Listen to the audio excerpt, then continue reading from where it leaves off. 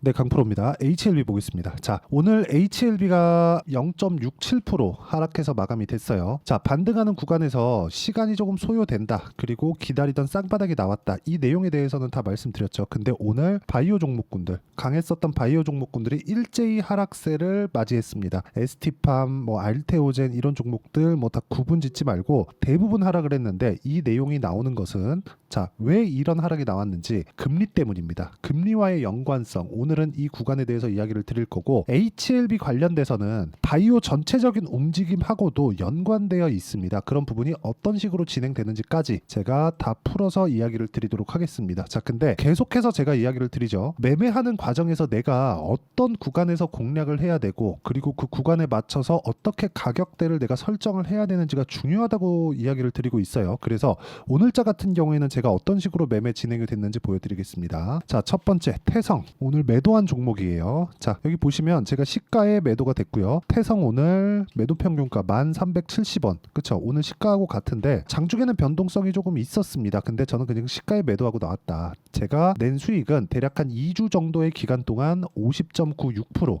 이렇게 큰 수익을 냈습니다. 근데 어떤 구간에서 공략을 했는지가 중요해요. 돌파하는 구간에서 공략을 했다. 그러면 이걸 딱 뒤집어 놓으면 HLB의 지금 상황하고 맞습니다. 그쵸? 자, 그리고 오늘 같은 경우에 제가 어떤 식으로 매매했는지 보면요. 쭉 보시면 덕산테코피아, 정확하게 제가 장시작 전에 공유를 했죠. 그쵸? 제가 이렇게 소통방에서 제가 매매하는 내역을 다 하나씩 다 올려드립니다. 자, 보세요. 덕산테코피아 보면 제가 이쪽 2월 달부터 4월 달까지 꾸준히 매매를 해왔었는데 한번 매매하고 안 했어요. 그쵸? 그랬을 때 7% 손절도 나오고 1% 수익도 나오고 이런 부분이 있었지만 다시 올라오는 부분을 확인하고 매수한 결과 오늘은 23%의 상승 구간이 있었다. 이렇게 매매하는 과정에서 손절을 하는 그런 부분도 있습니다. 그런데 손절 폭이 막 20%씩 막 10% 이상씩 이렇게 가면 안 된다는 거예요. 그리고 그 기간이 더 중요합니다. 2주 안에 내가 처리할 수 있어야 되고 그 기간에 대한 부분을 내가 가격 기준에서 봐야 된다. 그런 부분을 이해했을 때 이런 정도의 상황을 만들 수 있습니다.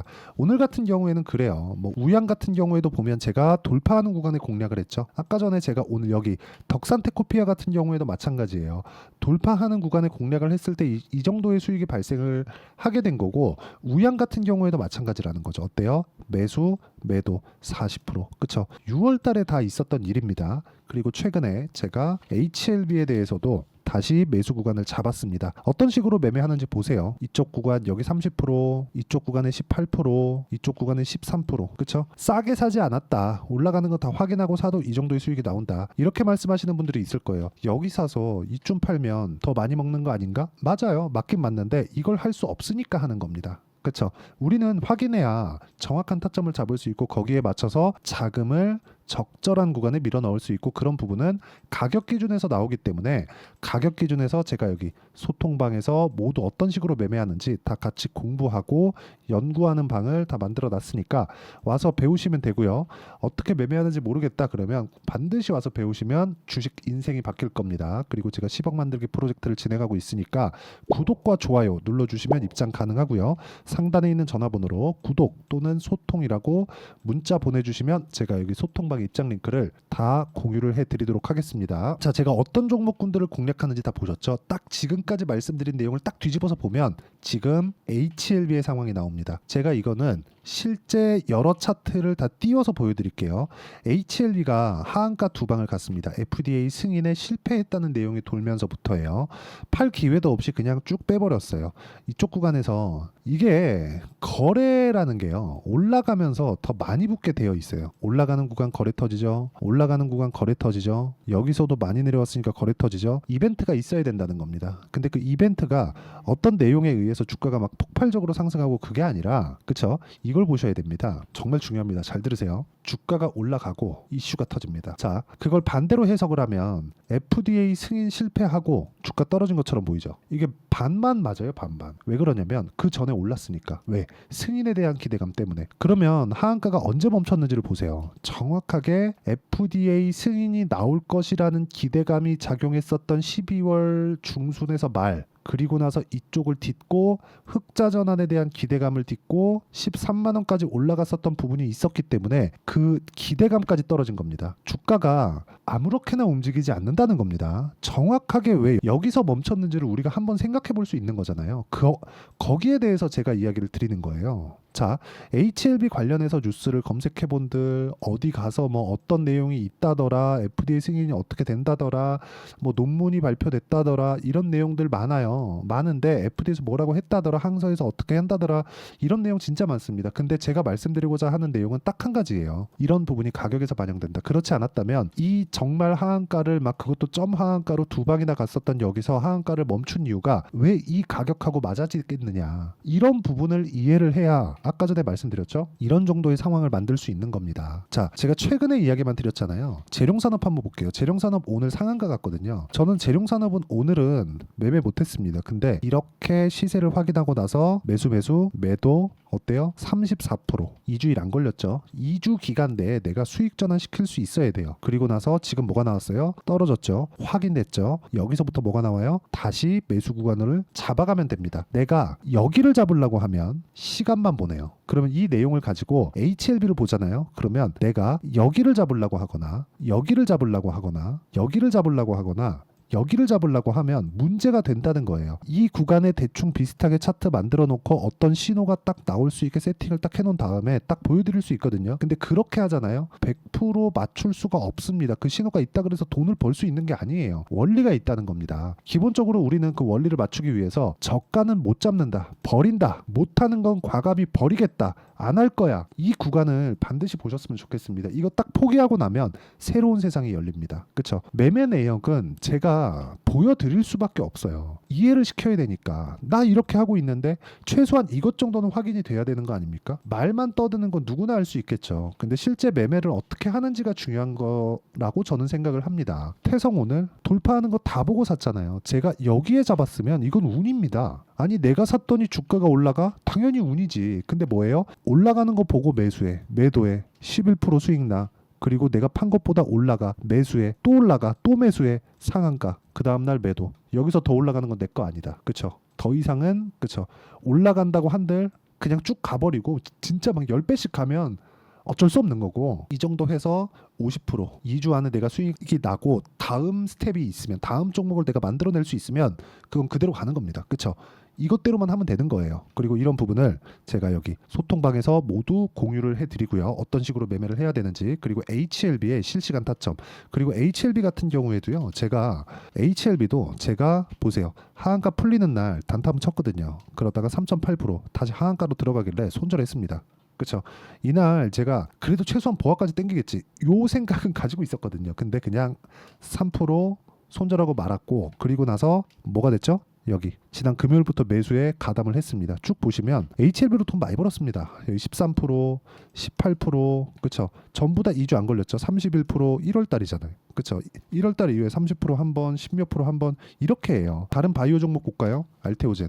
자, 내용 보세요. 어때요? 33%, 18%, 14% 이런 정도의 수익을 지속적으로 만들어 가잖아요. 이 내용에 대해서 가격적인 이해가 되었을 때는 가능하다. 그리고 HLB도 이것에서 크게 다르지 않는다. HLB가 지금 FDA 관련된 이슈가 있었기 때문에 떨어진 건데, 그 떨어지는 가격대가 왜 1월 달의 저점 그리고 12월 달의 고점과 맞아 들어갈까요? 차트를 봐라, 그게 아닙니다. 가격이 먼저 움직이고 수치화 시킬 수 없는, 지나야 알 수 있는 가격대, 가격의 수치화, 그렇죠.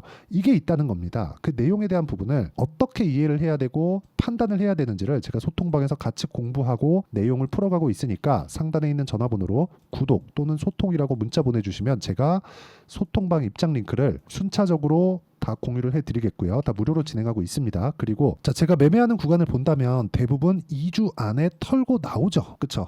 이렇게 2주 안에 털고 나오는 걸 저는 단기 보유 전략이라고 이야기를 드리고요. 단기 보유 전략, 즉 2주 안에 수익 전환될 수 있는 가격대를 찾는 겁니다. 그 가격대를 찾는 그 구간에 대한 내용이 이해가 된다면 꾸준하게 이런 매매를 해 오실 수 있을 거예요. 자, 그래서 HLB의 단기 보유 전략, 그렇죠? HLB의 단기 보유 전략, 그리고 단기 보유 전략을 활용한 그쵸? 실시간 타점. 딱 제가 다중바닥 기다리라 그랬습니다. 다중바닥이 나오고 난 이후에 나오는 실시간 타점을 제가 문자로 공유를 해드리도록 할 테니까 상단에 있는 전화번호로 HLB, 자 HLB라고 문자 보내주시는 분들에 한해서만 단기 보유 전략과 실시간 타점을 문자로 공유를 해드리도록 하겠습니다.